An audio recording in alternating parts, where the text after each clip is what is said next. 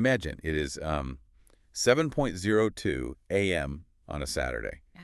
Yeah. You're standing near the main courts, right? Just clutching lukewarm coffee. Oh, yeah, we've all been there. And you have like 40 players just staring at you, waiting for court assignments. Just expecting you to have everything perfectly organized. Exactly. But suddenly you get a text that 2 people are no-shows, which just completely breaks your meticulously calculated, hand-drawn bracket. Oh, and a volunteer just spilled water on the master clipboard. Oh, man, that is the visceral, high-stakes reality of running a local tournament without a safety net. It's just pure panic. The players just see the final game, but they have no idea about the frantic, behind-the-scenes chaos required to keep a tournament from falling apart. Yeah, and that is exactly why you are here with us today. So, welcome to our deep dive. Our mission today is to explore the source material, this highly detailed guide titled PB360 Pickleball App, Key Features for Event Management. It's a great document. It really is. And we're going to extract the core insights that actually help managers run smooth, exciting tournaments without, losing their minds. Which is the ultimate goal, right? Right. So to give you the exact roadmap for today's deep dive, our agenda will cover different play formats, DOPR integration, advanced event management tools, rollback capabilities, smart grouping, display 360, waiver management, and finally, the built-in chat feature. It is a massive stack of administrative tools to get through. But when we look at how they connect, we start to see how technology can automate away those 7:02 a.m. panic attacks entirely. Okay, let's unpack this. Let's start right at the foundation of any event, the actual structure of the games themselves. Right. So according to the PB360 source material, the app doesn't just offer 1 or 2 rigid ways to play. It actually supports 11 different types of bracket and play formats. Oh, wow. Yeah, we are talking varying structures for singles, doubles, and team play. I have to stop you there because 11 formats seems like, well, absolute overkill. If I'm handing an iPad to a 60-year-old volunteer, isn't offering 11 different bracket styles just going to confuse the staff? I mean, why do I need anything other than standard single elimination? Well, it's a fair question. But if you only ever run a standard single elimination bracket, your events are going to suffer from player fatigue. Like they get bored. Exactly. They become dull and repetitive. Players crave variety and competition. The text actually gives a fantastic example to illustrate why this matters. Okay, what is it? So as a director, you could organize a highly competitive traditional singles tournament on a Saturday, right? Just to cater to the intense crowd. Yeah, the player's out for blood. Right.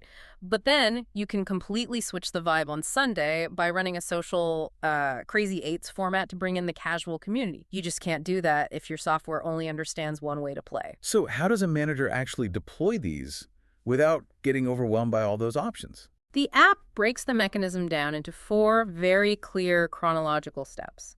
First, you explore the available formats in the system to see what mathematically fits your court count. Okay, step 1 is explore. Right. Second, you choose the appropriate formats based on your specific crowd. Are they there for intense competition or are they there for fun? Makes sense. Third, you set your rules. And fourth, you promote the formats digitally to generate excitement. Let's drill into step 3, setting the rules. Because every local community has its own specific quirks, right? Some groups want a win-by-2 scenario and others want a hard cap on time. Are you locked into whatever the software dictates? Not at all. The sources confirm that each of these 11 formats can be heavily modified. The manager can adjust the parameters to perfectly match the skill levels and the specific interests of their players. So you're not boxed in. Exactly. You have the flexibility to mold the digital rules to fit your physical reality. Okay, so you've set up these unique custom rules. But here's the problem. A casual weekend game is fun, but players today want their casual games to count toward their global ranking. Oh, absolutely. And doing the math to translate a custom tournament into an official rating usually takes hours of manual calculation. So moving on to pause. Do peer integration. Let's talk about what that means. Right. We all know players obsess over their duo peer rating, but for a manager, it's usually a massive headache to process. It is. And let's establish what it is for anyone who might be transitioning into management. DOPR stands for Dynamic Universal Pickleball Rating. The gold standard. Yeah, it's a highly regarded system that rates players based on their match performance. It is essentially the definitive metric for how players know where they stand globally. But the pain point isn't the rating itself, right? It's getting the data into the system. As a manager, making sure those ratings get uploaded accurately usually falls squarely on your shoulders. And that is exactly what the PB360 platform solves. It allows managers to create DOCR-rated events effortlessly from the very beginning. The workflow just changes the dynamic entirely. How so? Well, you create the event in the app, link it, and then you just run your matches normally on the ground. You don't do any post-event math. None at all. None. You just rely on the system's automatic uploads after each match to keep the ratings synced and the players in the loop. Here's where it gets really interesting, though. Because from a manager's perspective, this completely eliminates the mind-numbing, time-consuming task of manual reporting. It's a huge relief. Right. Yeah. You aren't sitting at a desk after a 12-hour tournament, squinting at a clipboard in the dark and typing hundreds of scores into a separate database. Which fundamentally changes the manager's job description. By eliminating that manual reporting, it frees up the director to focus on actually running the physical event. You're actually present. Exactly. Right. You step away from being a data entry clerk and step into being a true host and director. But to be a true director, you're still dealing with the physical chaos of the courts. I mean, you might be free from data entry, but you still have players wandering off, matches finishing early, and courts double-booked. How do you manage the physical reality? Let's pivot to pause. Advanced event management tools. This is about giving the tournament director full end-to-end control of the event from a single interface. Okay, picture the scenario. It's 2:00 p.m. on tournament day. You have dozens of players scattered across a massive facility. Multiple matches are ongoing simultaneously across 10 different courts. Total chaos. Yeah, and the standings are rapidly changing by the minute. How do these digital tools actually impose order on that physical chaos? By addressing the specific logistical bottlenecks of a live event, PB360 provides actionable features to manage the flow. First, it allows the director to digitally claim ongoing matches. Claim them. Yeah, which provides complete oversight and prevents two different volunteers from trying to assign players to the exact same court. Oh, that's smart. Right. Second, it allows staff to enter scores efficiently in real time right from the edge of the court rather than running paper slips all the way back to a central desk. That immediately cuts down on the foot traffic and the confusion. Precisely. Third, because the scores are entered instantly, it provides easy, automated tracking of those rapidly changing standings. So no more manual math. Exactly. And fourth, if issues arise, say a court gets rained out or a net breaks, it allows the manager to quickly reseed groups to maintain balanced competition on the fly. Okay, I am going to push back here on behalf of the tech-phobic director. Yeah. You know, the person who feels overwhelmed by software and still relies on a giant whiteboard. Sure. Doesn't putting all of this control into one app just create a single point of failure? I mean, if they don't understand the app, the whole tournament just grinds to a halt. It is a valid concern, especially for veteran organizers used to analog methods. But the true value synthesized from the source material is that the flexibility and control stem from a single app interface. So it's actually simpler. Right. You don't have to jump between a spreadsheet for seeding, a separate website for standings, and a physical notepad for scores. It consolidates the chaos. The learning curve of one interface is much lower than trying to cross-reference 3 different systems while people are actively yelling at you. Consolidating the chaos makes sense. But technology doesn't magically stop human error. Very true. Even with the best dashboard in the world. What happens if a volunteer accidentally types in the wrong score and the system automatically advances the wrong team? Moving on to pause. The rollback feature. Think of this as your ultimate disaster recovery tool for live events. I really want to understand the mechanics of this because it sounds like hitting a reset button on reality. Give me a concrete scenario from the text. Okay, let's look at the exact example provided in our source because it highlights how easily this happens. Imagine a highly heated match between Team A and Team B. Stakes are high. The tension is palpable, the match is incredibly close, but Team B finally wins. However, the scorekeeper, who's maybe distracted by the crowd, accidentally enters Team A as the winner. Just a simple slip of the thumb on a touchscreen. Exactly. And because the system is automated, it instantly moves Team A forward into the next round of the bracket. In a paper-based system, fixing this after the bracket has advanced is an absolute nightmare of crossing things out, tracking down players, and, redoing the math. Wait, so if the system automatically moved Team A forward, they might have already been assigned their next opponents. If I fix the score, does it completely break the downstream bracket? That is the genius of rollback. It doesn't break the bracket, it surgically corrects it. Wow. How? The guide lays out 4 simple steps to execute this fix. Step 1. You identify the mistake. Which is usually 2 angry teams at the desk. Yes, exactly. Step 2. You access the rollback tool right there in the scoring section of the app. Step 3. You select the specific match that contains the error. And step 3. You revert the score to the correct outcome. And what does the software do internally when you hit revert? The system automatically steps back in time, replaces Team A with Team B, and recalculates all the standings and forward-facing brackets dynamically. That's incredible. It preserves the integrity of the tournament without requiring the manager to manually rebuild the schedule. That is massive for preserving trust. But while rollback fixes those terrifying live errors during the games, the biggest disasters a manager faces usually happen before the first serve even happens. We're talking about morning of dropouts. Let's pivot to pause. Smart grouping. This is your disaster recovery and optimization tool for the pregame phase. The source material uses this brilliant analogy here. It notes that managing player groups manually feels like juggling while riding a unicycle. It really does. Let's look at the actual math of a morning of dropout. How does this app handle that 7 a.m. panic we talked about earlier? Let's walk through the exact mathematical scenario from the text. You have a tournament with 20 players registered. You have initially set them up perfectly into 4 groups of 5. Pristine math. The math is pristine. But then, on the morning of the event, 2 players fail to show up. So now you're down to 18 players. If I'm doing this manually on a clipboard, I now have 3 groups of 5 and 1 pathetic group of 3. Which is a catastrophic outcome for the competitive balance. That group of 3 is going to be furious because they are paying the same entry fee but getting drastically less playtime. Manually trying to fix that while people are warming up is incredibly stressful. So how does smart grouping solve the 5-5-5-3 nightmare? It rescues the tournament by automatically recalibrating the groups based on the actual available players.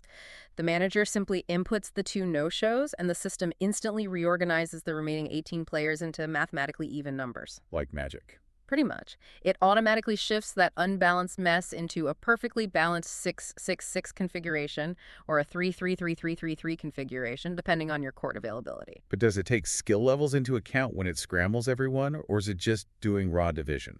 No, it adheres to the parameters you set, ensuring that it maintains competitive balance while fixing the math. It takes the emotion, the guesswork, and the panic entirely out of the equation before the matches begin. Okay, so the pregame crisis is averted. The groups are optimized, the matches are running, the live scores are accurate. But how do the players and the spectators actually know this? Because usually they're just crowding around the manager's desk, asking for updates every 5 minutes. Moving on to pause. Display 360, or as it's sometimes called, Kiosk 360. This feature focuses entirely on digital visualization on-site. Getting rid of the tiny smudged piece of paper taped to a chain-link fence. Exactly. The source describes the atmosphere this creates. Imagine entering a venue and immediately seeing real-time updates on matchups and leaderboards glowing on a big screen or a projector. It fundamentally changes the environment. But do I need to hire a dedicated AV person to run this? How complicated is it to actually get those scores onto a big screen? It is remarkably simple. You just connect the app to a display monitor or smart TV, and you let the system do the rest. Because the scores are being updated in real time by the volunteers on the courts, the display updates automatically. So everyone just looks at the screen. Right. It eliminates the need for spectators to whisper to each other to figure out who is playing or what the score is. Beyond just saving my voice from answering the same questions all day, why does that visual element matter so much to the success of the event? Because it transforms passive waiting into an atmosphere of excitement and anticipation. When players and spectators can see the leaderboards shifting dynamically, they become invested in the narrative of the tournament. They can see the stakes. But while the big screens handle the glamorous, highly visible public side of the event, there is a hidden, behind-the-scenes legal side that can literally ruin a manager if it isn't handled correctly. Oh, definitely. How does the system handle the paperwork? Let's pivot to pause. Waiver management. Now, this might be the least glamorous topic in the source material, but it is a fundamentally seamless, great-to-have administrative tool. It is a necessity. I mean, no one likes forcing people to sign liability forms, but if you don't do it, you're putting your entire operation at massive risk. The focus here is entirely on safety and liability. PB360 allows managers to create customized waivers tailored to the specific risks of their venue. But the crucial insight is how the software enforces compliance. How does it do that? Players are forced to read, agree to, and sign these waivers digitally during the registration process. Meaning they have to sign it before they can even join the event roster. Exactly. They cannot enter the bracket without a signed waiver, and the digital agreements are then stored securely within the app's database. That is a massive relief. It completely solves that morning of clipboard hunt, where you're chasing down 4 players who skip the registration desk. It allows the manager to feel completely secure in their legal protections so they can focus on the sport itself. It really does. It builds trust with the players, showing them you run a professional operation, and it gives the director total peace of mind. And once waivers are out of the way, the only thing left to manage is the day-to-day flow of information and questions between everyone involved. Right, rule clarifications, weather delays, lost and found. Moving on to pause. The built-in chat feature. This is your centralized player-to-manager communication hub. I'm going to play devil's advocate here. Don't players already have communication tools on their phones? Why force them to use a chat feature inside an event app when everyone already uses iMessage or WhatsApp? Because relying on external apps for an event is a recipe for absolute chaos. The source details how this built-in chat bridges the gap between managers, players, and spectators by providing dedicated chat channels specifically for the tournament. And I really want to emphasize this point for you listening. The power here is that it keeps all communication centralized. It completely replaces the need for messy external apps like iMessage or WhatsApp. You aren't dealing with group texts where half the people have Androids and the bubbles are green, and you aren't fighting through a massive WhatsApp thread where your critical weather update gets buried under 50 thumbs-up emojis. That centralization is vital. If a manager needs to clarify a sudden rule change or troubleshoot a problem on a specific court, they send an instant message through the app and everyone gets it cleanly. It cuts through the digital noise. It does. And ultimately, wrapping up this section, having this centralized line of communication fosters a profound sense of community. It elevates the event from a disconnected group of athletes into a cohesive gathering. So we have explored the entire ecosystem today.